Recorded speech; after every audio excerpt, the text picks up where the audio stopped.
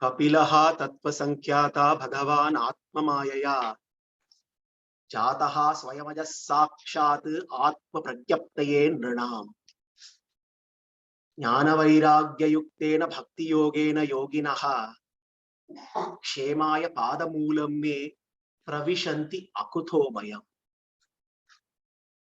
Jihve Kirtaya Keshavam Muraripum Cheto Bhaja Sridharam Panidvandva Samacha Achyutakata Shotradvayam Tvam Shrunu Chigragrana Mukunda Pada Tulasi Murdhanama Adhokshajam. The illustrious Kulashekara echoes the same message of Kapila in Mukundamala.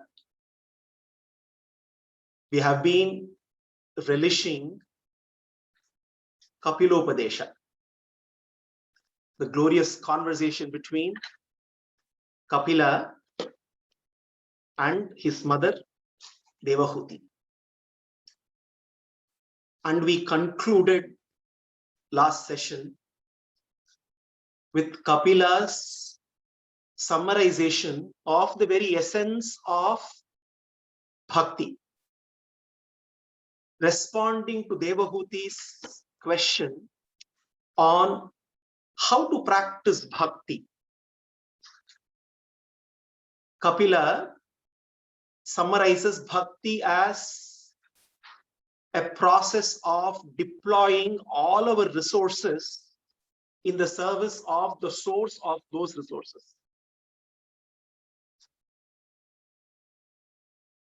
Bhakti is about using all resources given to us, including our body, our senses, our mind and intellect, to serve Bhagavan. And in that process, Kapila very clearly explains how our identity determines the nature of our activity and eventually fashions our destiny. As long as I identify myself with my body, all my activities are directed towards only one goal: sense gratification. Only when I realize my true identity, that I am not my body, I am beyond this body, and I do not belong to Prakriti, I belong to the owner, the master of this Prakriti. And when I realize my relationship, when the Purusha realizes his relationship with Purushottama, that is when he also realizes that bhakti is his natural state. Then we don't need to question why bhakti. As long as we do not understand the meaning of our actions, we continue to perform actions which are mean. What are the actions which are mean? Every action which is selfish in nature, which is directed towards sense gratification, are all mean actions. They are mean actions because they bind us to the cycle of samsara.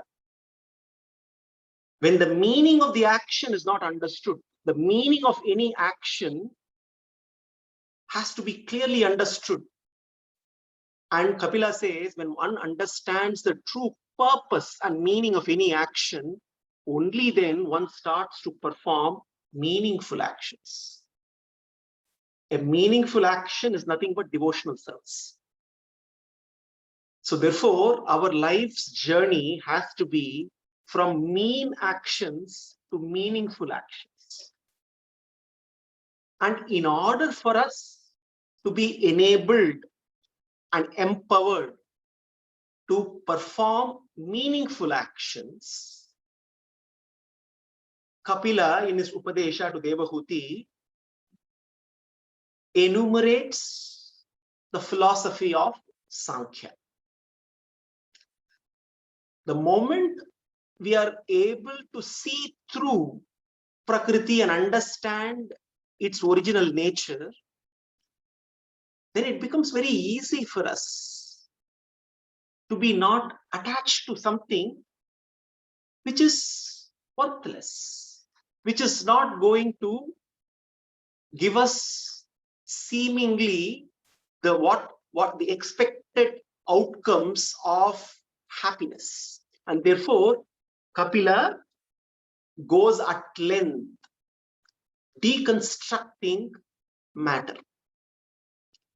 Kapila begins his next segment of the Upadesha to Devahuti by defining knowledge. He says, Mother, I shall now explain that knowledge which is liberating in nature.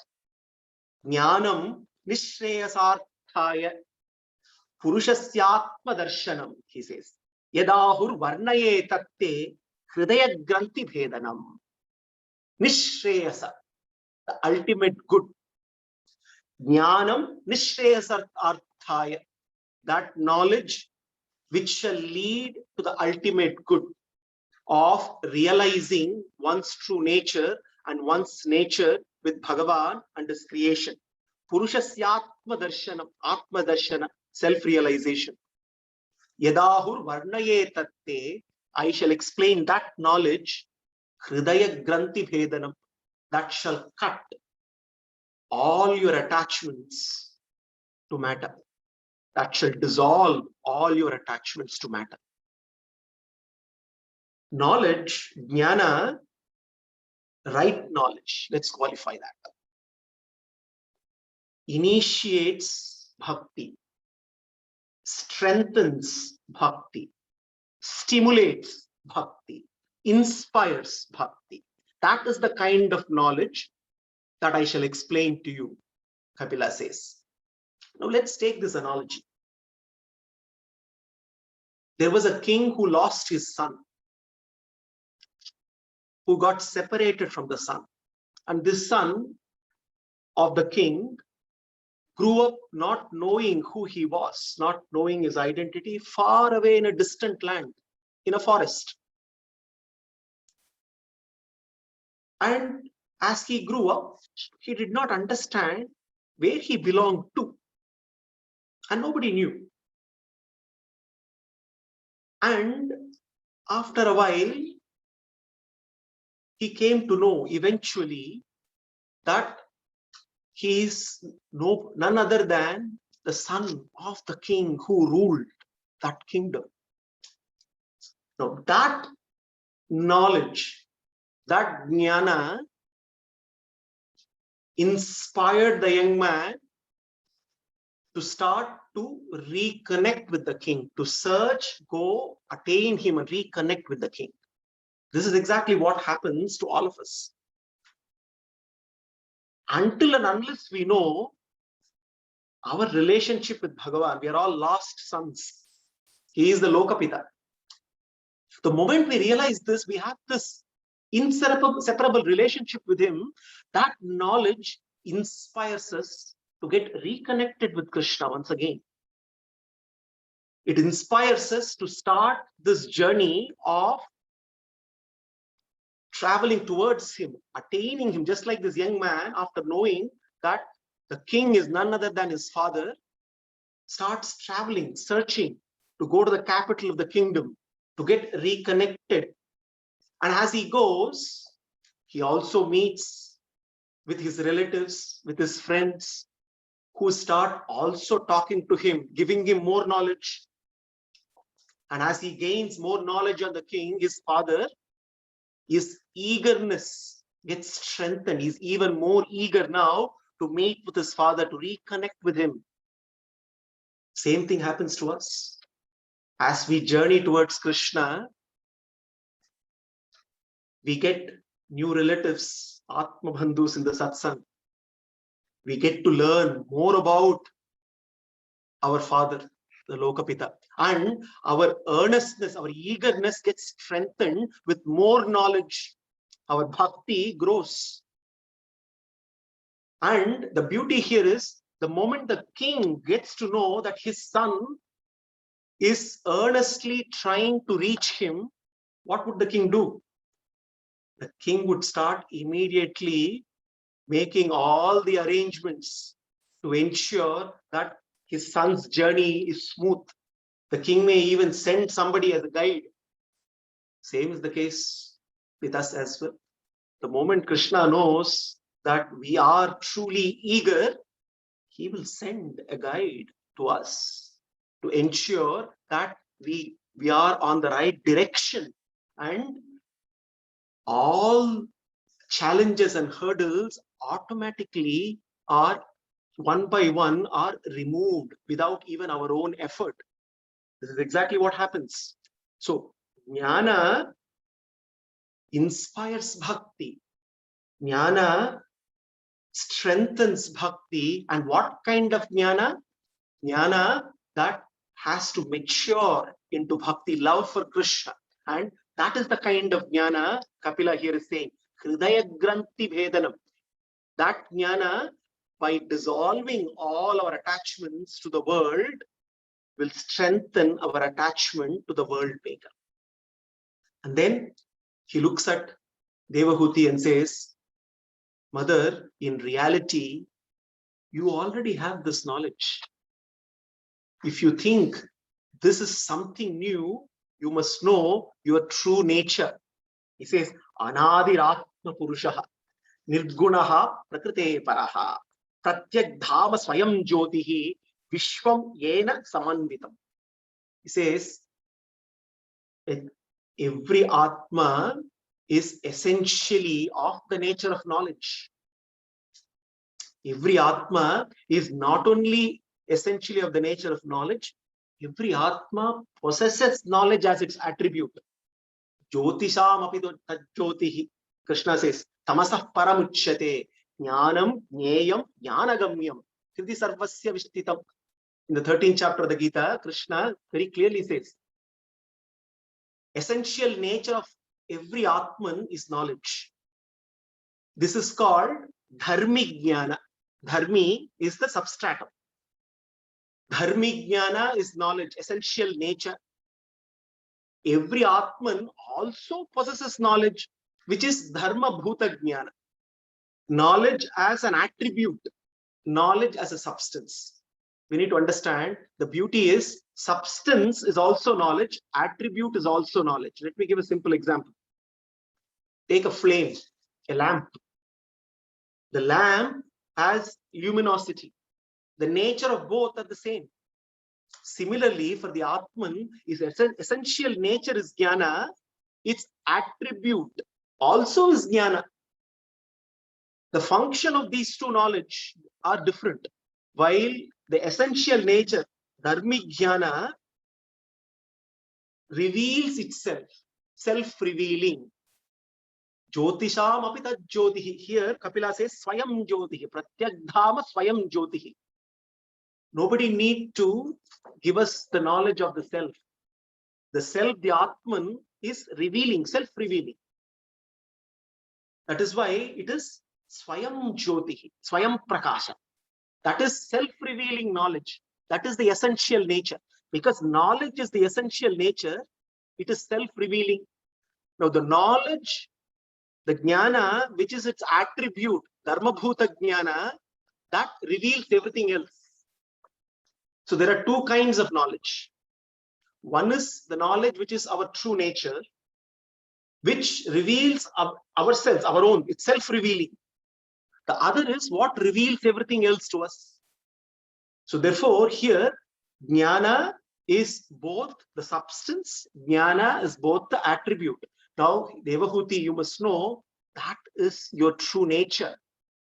You are by nature full of jnana, and you also possess limitless jnana. But then, what is the reason for you in this state of fear?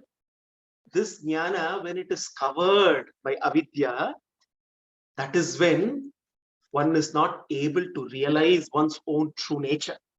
He says, Pratyagdhama Swayam Jyotihi Vishwam Yena Samanvit. Vishwam Yena Samanvit. when you look at this whole universe, every entity has an Atman. This whole universe is filled with multitude of jivas, and every form with a name is nothing but a combination of an Atman with Prakriti, Chit and Achit coming together. And he says, then he talks about how this creation has come into being. He says, Sayesha Prakritim Sukshmam Daivim Gunamayim Vibhuhu Yadricha Iva Upagatam Abhyapadyata Leelaya. Abhyapadgata Leelaya, he says. He says, Devahuti, everybody asks, not only now, even thousands of years back, everybody wants to know this answer to the question, why all this creation? You know, we will forget everything else. We only want answer to this one question, as though if we get an answer to that question, everything will change for us. Now, answer to that one question, the question of all questions, is very simple. Leelaya.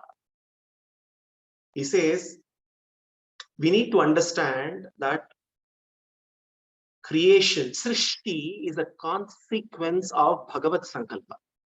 It is his will that results in Srishti. And this Srishti is a divine play. It's Leela. When it is divine play, by design, then it has no purpose.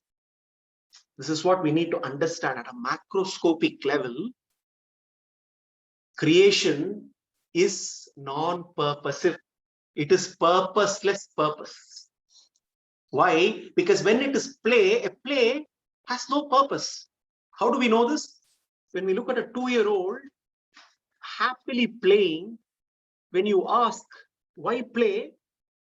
The answer is, what is the use of playing? Playing. The end of playing is playing. There is no goal. The creator has no selfish goal for creation.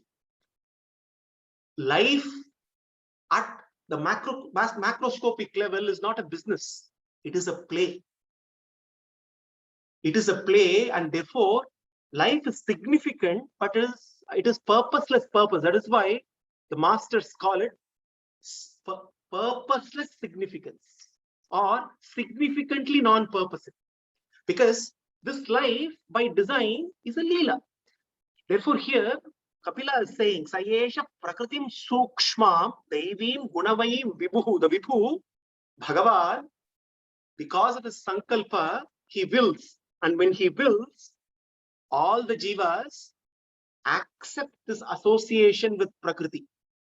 And when the jivas get associated with Prakriti, which is made of 3 gunas, that is when Srishti happens. Srishti is nothing but all the jivas acquiring various kinds of material embodiments based on Bhagavat Sankalpa. And it is a Leela and nothing more. Now, what happens when in this Leela world over a period of time gets transformed into a samsaric world? The jiva, because of its attraction to Prakriti, starts to privatize this Leela world as mine and yours, starts to create boundaries and identifies with this created world, and out of attraction, it transforms this Leela world into samsaric world. And that is when, because of this attachment and identification, the jiva gets into the cycle of transmigration, continuous life and death going on in cycles. Yadrichaiva upagatam abhyapadyata leelaya. So therefore, Devahuti, Kapila says, understand first that this is Leela. Now, one may ask, then is there no purpose of life?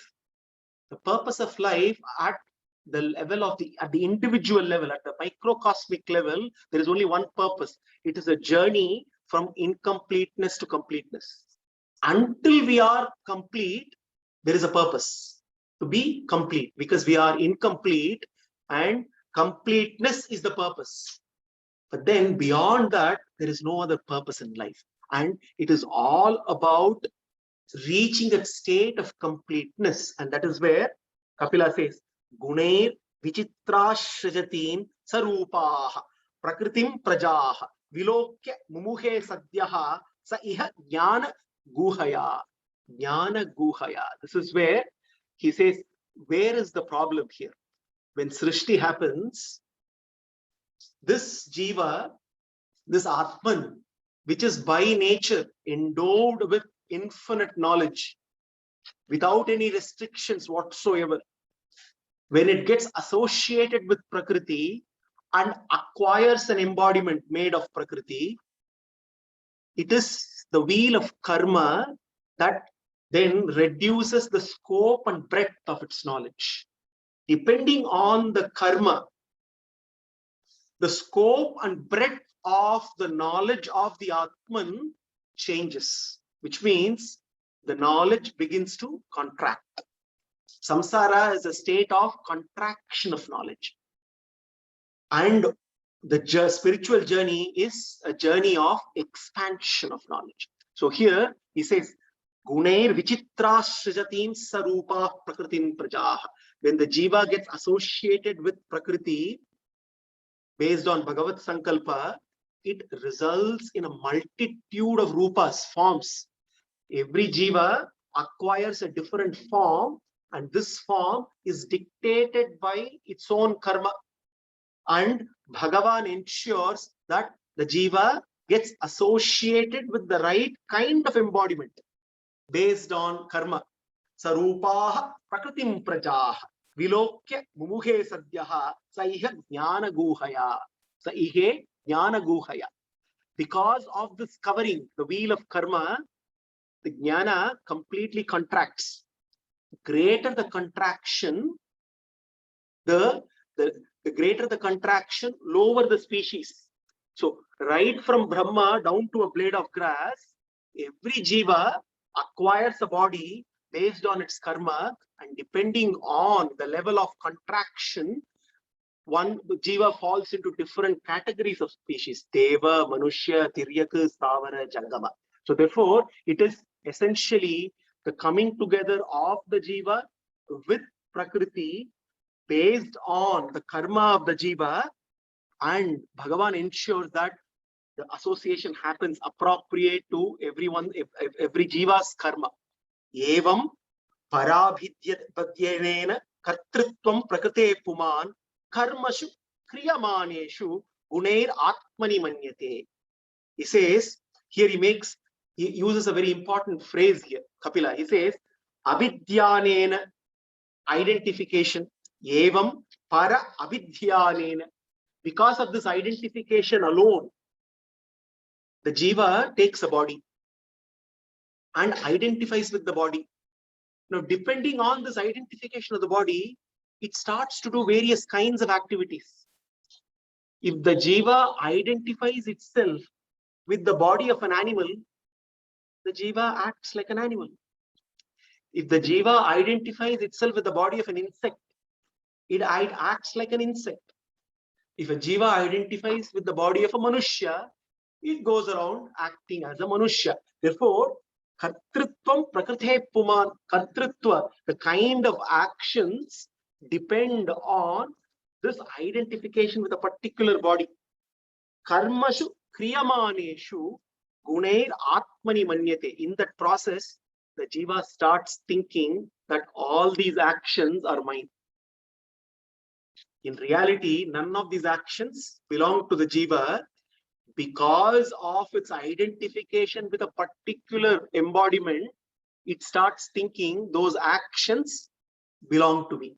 And in that process, the jiva starts to think, I am the agent of the actions. I am the doer of the actions. And that is the reason for it to continue to perform actions with attachment to the body, which is the reason for continued existence in samsara.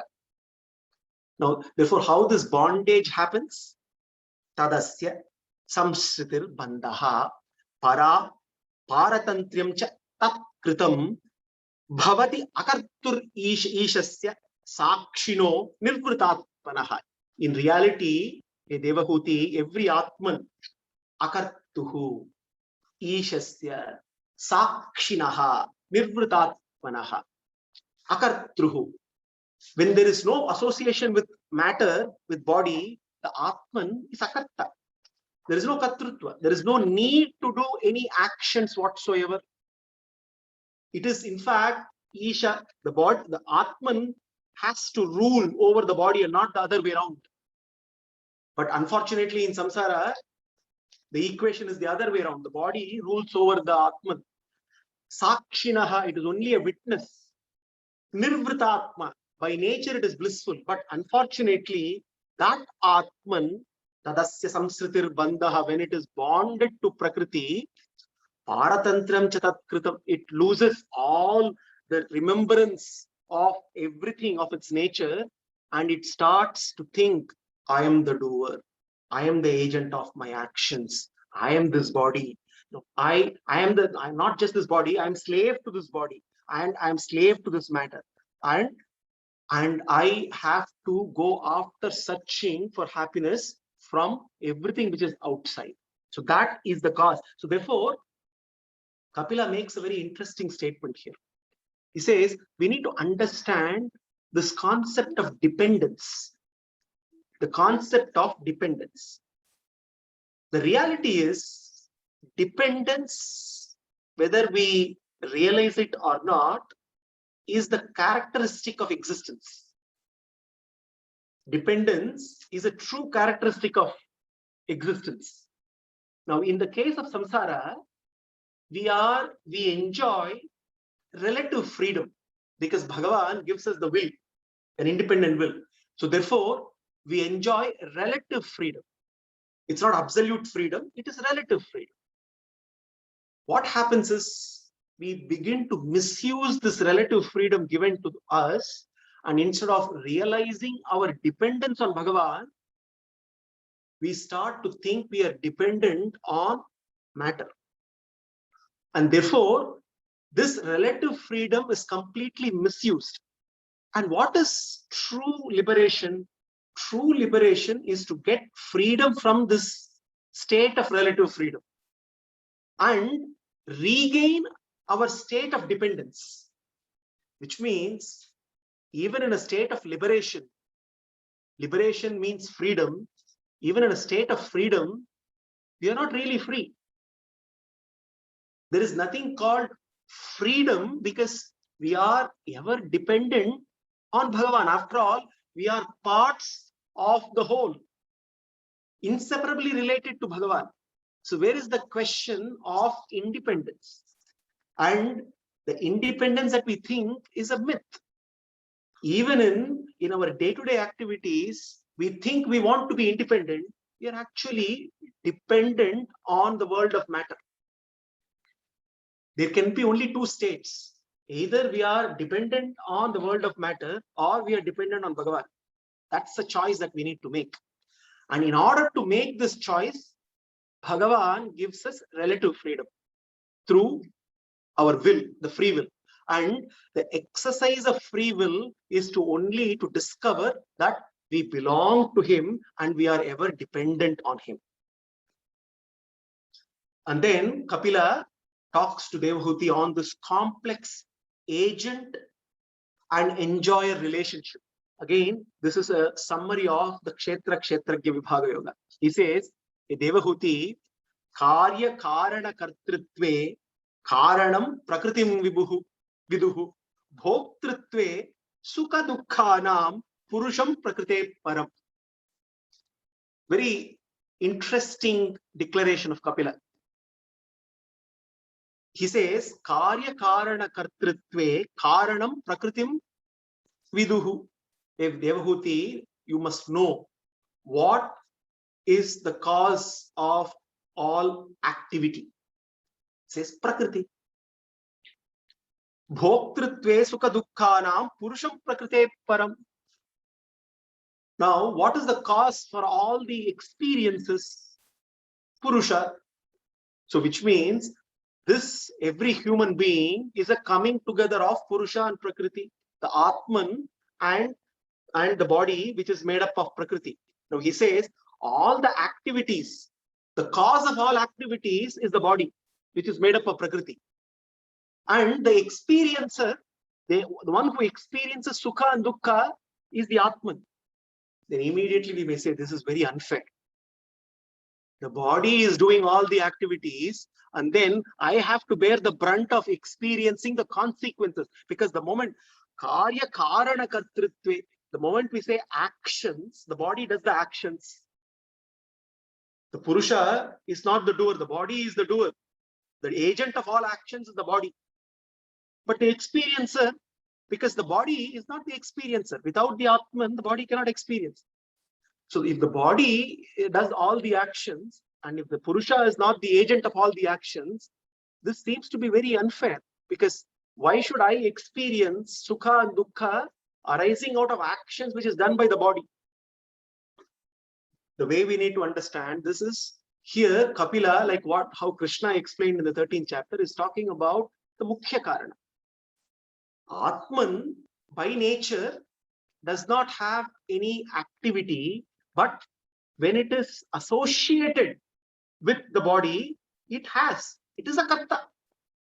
The Atman is also a karta, because if the Atman is not a karta, kartritva is not assigned to an Atman, then there is no need for Shastras. Kartritva is there, but kartritva is obtained characteristic. When the Atman is embodied, it has to perform actions. And how to perform actions? Only through the body. There is no other way the Atman can perform actions without the body. So therefore, only when the Atman wills, the body will perform actions. So therefore, even though actions belong to the domain of Prakriti, the Kartritva also belongs to the body, and the experiencer is the Atman. And how will it experience Sukha and Dukkha? Only through the body again. So therefore, the accountability ultimately lies with the Atman. It cannot escape accountability. The actions that are performed and the consequences of every action, the Atman is very much accountable. The Devahuti, having understood how this creation happens because of this association between Purusha and Prakriti, wants to know the characteristics of this Prakriti, both at the causal state and the effectual state. Then Kapila responds, Sri Bhagavan Uvacha, Yattat Trigunam Avyaktam Nityam Sadasadatmakam Pradhanam Prakritim Prahuhu Avisesham Viseshavat. Now, Kapila is slowly getting into deconstructing matter, Prakriti. Now, he is going to go down into the building blocks of Prakriti. He is going to deconstruct the various elements in order for us to understand the nature. Again, we have seen this in the 7th chapter of the Gita, the 13th chapter of the Gita, and also the 2nd chapter of the Gita as well. Here, Yattat Trigunam Avyaktam. Avyakta is that which is unmanifest. Prakriti originally is in an unmanifested state before Srishti happens. It is made up of 3 gunas.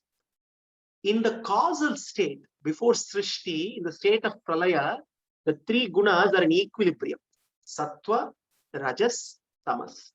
They are in a state of equilibrium, and Prakriti is in an unmanifested state, without forms, without names. Yattat Trigunam Avyaktam Nityam. It is eternal. Everything, nothing gets destroyed. Right? Matter is also eternal. Nityam Sadasadatmakam. Sad, Asad, Atmakam. Cause and effect. It is the foundation of both the cause and the effect. Pradhanam Prakritim Prahuhu. Now, it has 2 names. Pradhana, Prakriti. What is Pradhana? Why it is called Pradhana? Matter is called Pradhana. Pradhana means principle, the foremost. It comes before every other entity. That is why it is called Pradhana. That Pradhana is also called Prakriti. Prakriti means root. It is the root principle.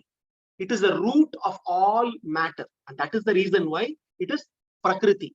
Pradhanam Prakritim Prahuhu Avisesham Viseshavat. Avishesha, Vishesha. It is undifferentiated and it is also differentiated. It is undifferentiated in the dormant state. Before creation, before Srishti, it is undifferentiated. It is all existing without forms. When Srishti happens, it gets differentiated. Matter gets broken down into multiple entities. Therefore, it is Avishesham and Visheshavat. Now, Kapila he starts with the root of all matter, which is Prakriti, which is also called Pradhana. And now he is going to break down how the Srishti happens. Samashti Srishti, aggregate creation. How every Tattva, Achit Tattva evolves, emanates, manifests from the root cause or the root material cause. And here Kapila summarizes. He says, Panchabi Brahma Chaturbir Dashabis Tata Etat Ye Chatur Vimshatikam Ganam Pradhanikam Viduhu. Essentially, he's talking of the 24 tattvas. Today seems to be a day of numbers. In the morning, we discussed the beauty of math in Sundarakanda. And again, we are looking at the beauty of numbers here. He's essentially talking of the 24 tattvas. Here, Panchavi Brahma is it. What is this Brahma here? Brahma here is Mula Prakriti, which is essentially the aggregate of all the Achit tattvas. Mamayonir Mahad Brahma, Krishna says in the Gita. The 14th chapter, Mamayonir Mahad Brahma, he says, Tasmin Garbham Dadhamyaham, Sambhavas Sarvabhutanam Tato Bhavati Bharata. He beautifully talks about how the Srishti happens. He says, Hey Arjuna, Mamayonir Mahad Brahma, this Prakriti, which is the cause, material cause, which is mine. Mamayonir Mahad Brahma, this Prakriti, which is the aggregate of all Achit Tattvas, is the cause. And Tasmin Garbham Dadamyaham, with my will, I associate all the Jivatma Samuhas. Garbham here is the aggregation of all the Jivas. I bring all the Jivas together, the aggregation, and associate them with this Prakriti, Tasmin Garbham Dadamyaham, Sambhavas Sarvabhutana, and that results in this manifestation of various forms. Every Jiva acquires different forms, different names. And here, Kapila is talking about that Samashti Srishti that happens from Mula Prakriti, which is also called Pradhana. From Pradhana, which initially is in a state of equilibrium. The state of equilibrium here is where Sattva, Rajas, and Tamas are in a state of equilibrium. So it is in a dormant state. Now, with the will of Bhagavan, with Bhagavad Sankalpa, this equilibrium is disturbed. That is the beginning of Srishti. Srishti happens when this equilibrium is disturbed. What happens when Prakriti's equilibrium is disturbed? He says, Daivar Shubita Dharminyam Swasyam Yonav Parahkuman Adhatta Vidyam Sashuta Mahat Tattvam Hiranmayam. Mahat Tattva. From Mula Prakriti emanates Mahat Tattva. Mahat Tattva is the first emanation, manifestation that comes from Mula Prakriti. When Sattva predominates, so Sattva, Rajas, and Tamas are in a state of equilibrium. This equilibrium is disturbed with the will of Bhagavan. And when that equilibrium is disturbed, Sattva dominates, and the first Tattva to emanate out of Mula Prakriti is Mahat Tattva. This Tattva is called Mahat Tattva. What we need to understand here, every Tattva, there is a significance at the cosmic level, at the macrocosmic level, and a significance at the individual microcosmic level. At the individual level, this Tattva is called Buddhi. The body has Indriyas, Manas, Ahankara, and Buddhi. Now we can actually, and we have seen this, the design of the universe is in such a way that the design of the microcosm is the same as the design of the macrocosm. This is the beauty of creation. When we travel into, when we go the inner journey in a cell, we see that the structure is the same as we go take the outer journey in the space. This is the beauty of creation. Now, that is the beauty. So therefore here, the Mahat Tattva at the level of macrocosm is Mahat Tattva. At the level of the microcosm and individual level, it is Buddhi Tattva. So therefore, now as Srishti is happening, what is happening? This Mahat Tattva is nothing but accumulation of all the individual Buddhi Tattvas. Why is Mahat Tattva emanating from Mula Prakriti? Now, when Srishti happens, every Jiva needs to get a specific body. Now, every specific body that a Jiva gets has to have a mind, a Ahankara, a Manas, Ahankara, and Buddhi. So this individual Buddhi is present in the cosmic Buddhi, which is Mahat Tattva. Mahat Tattva, therefore, is nothing but aggregation of all individual Buddhi Tattvas. As Mahat Tattva evolves, every Jiva, the individual Buddhi Tattvas are separated out, and every Jiva acquires their own individual Buddhi Tattva. So therefore, Mahat Tattva, which emanates out of Mula Prakriti, is nothing but aggregation of all Buddhi Tattvas. Now, this Mahat Tattva is in a state of, it's not in a state of equilibrium, it is still evolving and it is going to transform further. Now, this now is going to emanate further into the next Tattva. And the next Tattva is called Ahankara Tattva. Mahat Tattva Vikurvanad Bhagavad Virya Sambhavad Kriya Shakti Ahankaraha Trivida Samapadyata. Now, again, this Ahankara Tattva, there is the Ahankara Tattva at the universal cosmic level, and there is Ahankara Tattva at the individual level as well.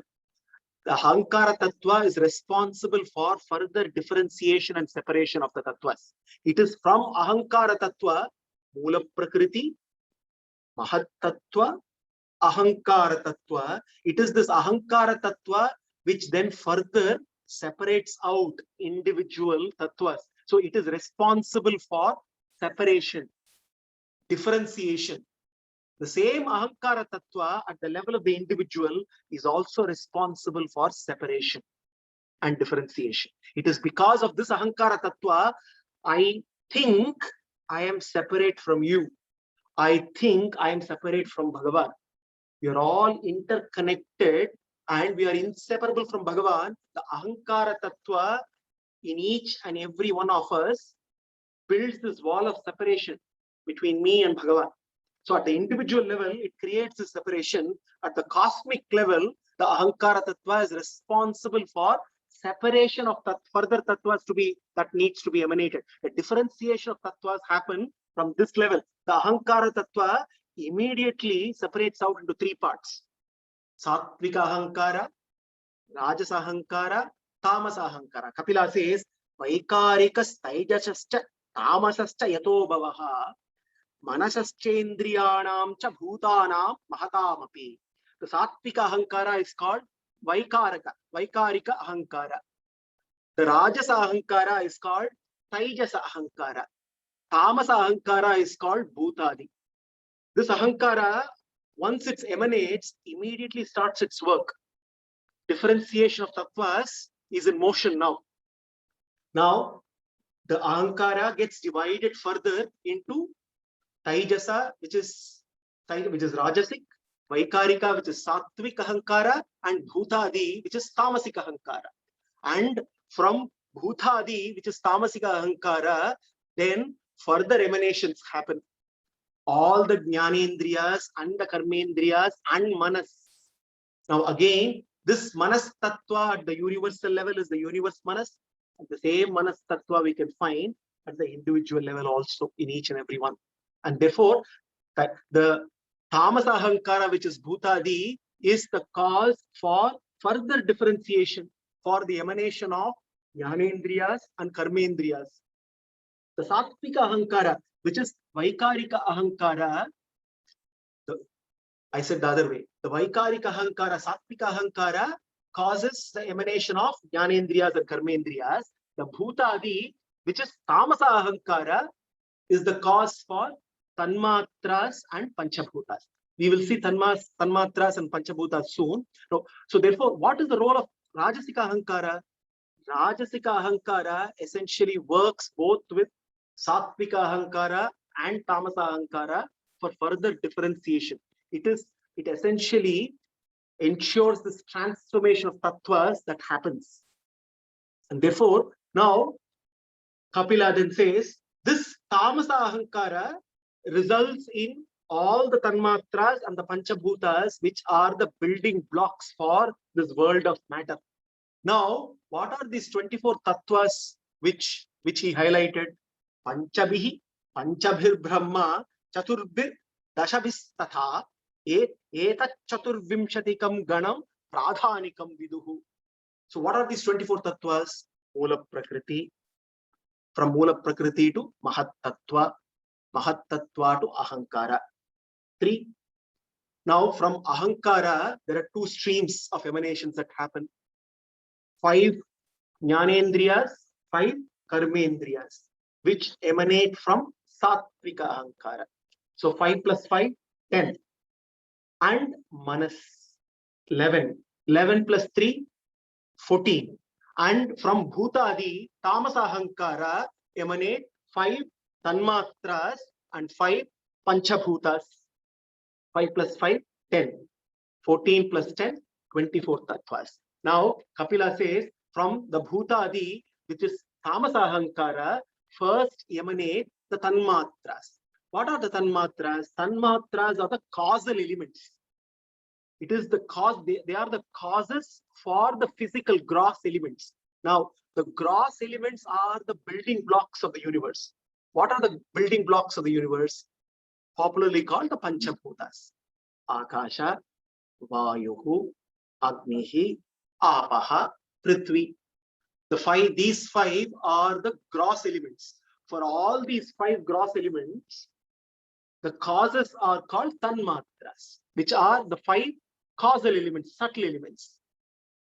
Shabdha, Sparisha, Rupa, Rasa, Gandha. Now, for each of these 5 Tanmatras, there is a corresponding Jnanendriya also. In order for us to, because the whole world is made up of these causal elements, and therefore, in order to experience the world made up of these Tanmatras, which are the causes for the Panchabhutas, the Jnanendriyas, the 5 Jnanendriyas, every Indriya, the organ of perception, in order to experience the corresponding Tanmatra. So from each of these Tanmatras, the Panchabhutas are formed. The Panchabhutas Akasha, which comes from Shabda Tanmatra. Now we need to understand, Kapila beautifully explains the characteristic of each of these Panchabhutas, and which we can also understand it by also relating to modern science as well. Akasha. Now, Akasha can be loosely translated as space. Everything now in this universe that we see and perceive is made out of these building blocks of these Panchabhutas. And the first building block, the subtlest of the building blocks, if we see the emanations of the tattvas from the subtle and the abstract to the gross and the concrete, that's how the emanation happens. Srishti is all about from the subtlest of the subtle to the grossest of the gross. That's how the emanations happen. Now, this Akasha Tattva, the Akasha Tattva is loosely translated as space now. Now, we need to understand that this space, this creation is all about space. In fact, if you look at our own body, 99.9999999, maybe we can add some more, but 99.999999% of this body is space. which means Akasha is the very ground for every other tattva. Until recently, science also used to say this space is empty space. Until science started talking about quantum physics. In the realm of particle physics, this 99.99999% of human body is supposed to be empty space. We may wonder, if the body is empty, then why how come, we cannot walk through a wall if this wall is also empty? Because a cell is supposed to be also the same. The nucleus of a cell is supposed to be 1/100 in size of the outer layer of the cell. So is this really emptiness, one may ask? Our Shastras have long before said there is nothing called emptiness. There is nothing called nothingness. Akasha is not emptiness. Akasha is also matter. Now, with quantum physics, we know this space is nothing but quantum field. So Akasha is like quantum field in which every other tattva manifests. So therefore, the first tattva, Akasha tattva, is the field in which every other building block manifests. What manifests next is the Vayu tattva. Vayu tattva brings movement. Until then, there is no movement. Vayu tattva brings movement. It is this tattva is the principle which governs movement both at a microcosm and the macrocosm, whether it is movement of the electrons in an atom or the movement of the galactic bodies in the cosmos. Vayu tattva governs the principle of this movement. Now, when in space there is movement, only then there can be Agni. Akashat Vayuhu Vayor Agnihi. Agni will only manifest in a field where there is movement. And even this practically we know, if we need to light up fire, we need space and we also need movement, air. So even at the microcosm, the same principle applies. So when we see Srishti, the aggregate creation happening, Akashat Vayuhu Vayor Agnihi. Now, therefore, Agni manifests in Akasha, the field of all tattvas in which there is Vayu tattva, which is movement. And from Agni tattva emanates Vayu Apaha. Now, we only get confused when we translate Agni as fire and Apaha as water. How can water emanate from fire? That's why we get confused. Here, Apaha is that tattva which brings in solidity, fluid. It becomes the fluid structure begins to happen with this tattva. Therefore, it's a principle of cohesion happens from there. Until then, there is no cohesion. So, Apa tattva brings in that cohesion for matter. And from Apa tattva emanates Prithvi tattva. Prithvi tattva, this brings the principle of structure and solidity. So if we see the Panchabhutas from the subtle and abstract to the gross and concrete, that is how the tattvas emanate. So Kapila lays down in sequence and explains to Devahuti this whole matter and how to deconstruct and demystify this matter. What is the purpose of all this analysis? The purpose is not to journey into the world of matter to conquer it. That is not the purpose. No. Unfortunately, man, by studying matter more and more, thinks he can somehow conquer matter. And as we saw last week, the study of matter is not for that purpose. The purpose of study of matter is to actually study what matters eventually. And this is exactly what Kapila's objective here is. By doing this analysis of matter is not to drive us into analysis paralysis, rather to understand that this is not what we are. All this is not what we are. All this which is subject to change is not what we are. We are the changeless Atman. And it is only because of our association with this changing Achit Tattva, we are subject to this bondage. Therefore, this jnana is to kindle that interest, or by knowing who we are not, kindle the interest to know who we are. The objective is tamasoma jyotirgamaya. From darkness to light. Mrityorma amritangamaya.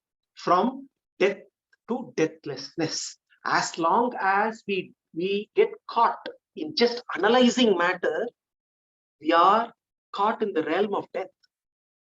Kapila's objective is not to imprison us in the realm of death, to enable us to rise to a state of deathlessness.